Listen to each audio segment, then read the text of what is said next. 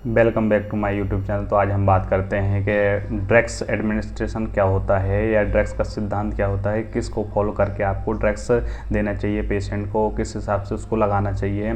तो आपको सबसे पहले मेन बात होता है ड्रग्स का नाम पता होना चाहिए, कौन सा ड्रग्स दे रहे हैं। फिर बीमारी के बारे में पता होना चाहिए, क्या प्रॉब्लम हो रही है पेशेंट को, उसमें जो ड्रग्स दिया जा रहा है ड्रग्स के डेट पता होना चाहिए, इसका जो एक्सपायरी डेट तो नहीं है किसी भी ड्रग्स की।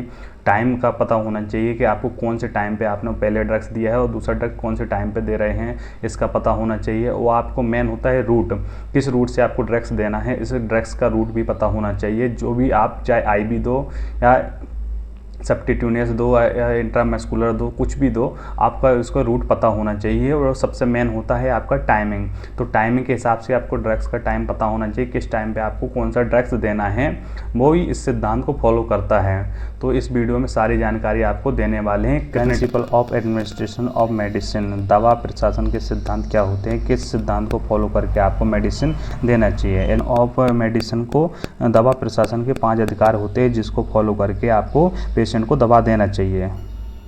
कौन कौन से एडमिनिस्ट्रेशन और प्रशासन अधिकार होते हैं उस हिसाब से दवा देना चाहिए। फर्स्ट आता है राइट पेशेंट, मरीज की पहचान जैसे कि नाम, आयु, बेड नंबर और वार्ड नंबर और वार्ड संख्या के नाम से ही आपको पता लगाना चाहिए कि पेशेंट किस वार्ड में है, उसकी क्या आयु है, बेड नंबर क्या है, और जो आपका जो होता है वार्ड है, वार्ड में कौन से बेड नंबर पे वो पेशेंट है, अगर डॉक्टर उसको प्रिस्क्राइब करता है तो। मरीज के नाम से पुकारें, जब भी आप जाएं उसमें वार्ड में तो आपको मरीज के नाम से ही पुकारना चाहिए, मरीज के नाम से बुलाना चाहिए।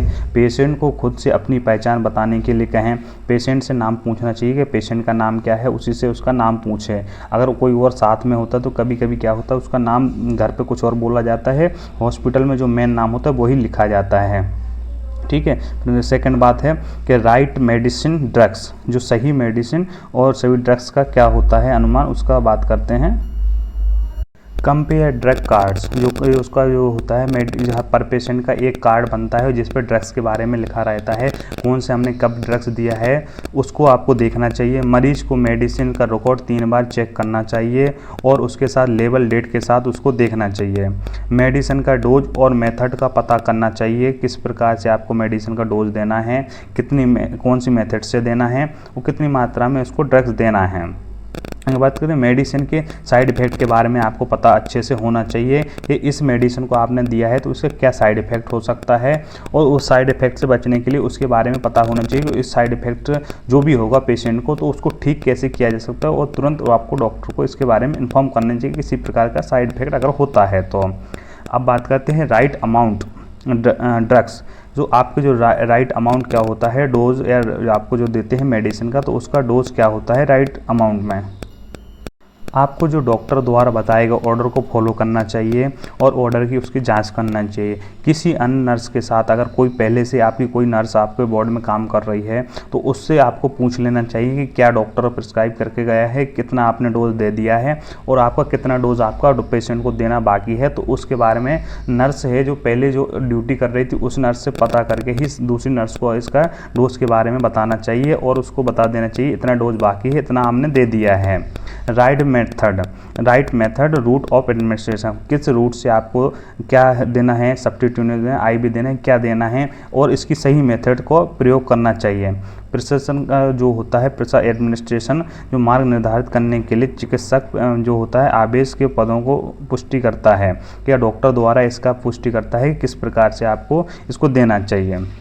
जो होता है पेशेंट को डॉक्टर के द्वारा बताए गए, आपका पेशेंट जो भी रूट बताता है उसके द्वारा ही हमें क्या होता है किसी भी ड्रग्स को देना चाहिए जो पेशेंट देता, जो डॉक्टर को द्वारा बताए गए किस प्रकार से आपको देना है तो वो डॉक्टर के उसको ही फॉलो करके आपको ड्रग्स को देना चाहिए। अपने हिसाब से किसी प्रकार का ड्रग्स नहीं देना चाहिए। इसके आगे बात करते हैं 5वां पॉइंट आता है अपना राइट टाइम। आपका क्या होता है राइट टाइम, किस टाइम पे आपने फर्स्ट डोज दिया है, किस टाइम आपको सेकंड डोज देना है, किस टाइम तक आपको थर्ड डोज देना है।